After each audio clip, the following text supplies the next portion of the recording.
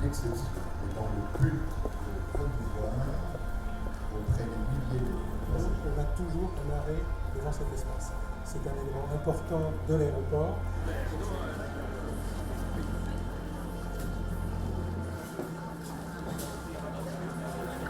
Chaque fois que je fais visiter cette salle d'embarquement à des hôtes étrangers, que ce soit des gestionnaires d'aéroports, des compagnies aériennes ou des leaders d'opinion, tous me disent que c'est une excellente idée et qu'il faut continuer. Et en plus, l'avoir installé en plein milieu de la zone de commerce, c'est justement donner une respiration aux clients qui ont envie, à un moment donné, d'avoir un peu de culture.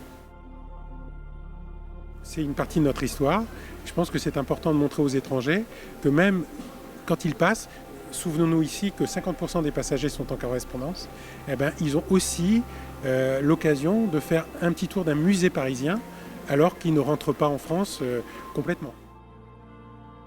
Alors, le Petit Palais est le musée des Beaux-Arts de la ville de Paris, avec des collections généralistes de l'Antiquité jusqu'à la Première Guerre mondiale. Mais le bâtiment a été construit en 1900 pour l'exposition universelle. Donc l'idée, pour mieux représenter l'image même de notre bâtiment, nos collections, nous sommes concentrés sur cette période 1900, emblématique à la fois de l'architecture du musée, et puis c'est un moment très florissant pour la ville de Paris, qui attire, au moment de l'exposition universelle, plus de 50 millions de visiteurs. Le musée a bénéficié de création dès cette époque. On a acheté directement aux artistes, aussi bien des sculptures que des meubles, des bijoux, des peintures, bien sûr.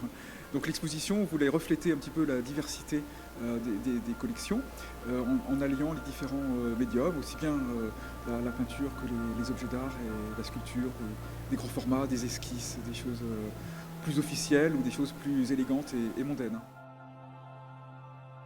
Il y a une œuvre de Renoir, d'autres artistes assez connus dans cette section consacrée à la parisienne, l'élégance parisienne dans ces années 1900, représentation féminine, aussi bien en sculpture qu'en peinture.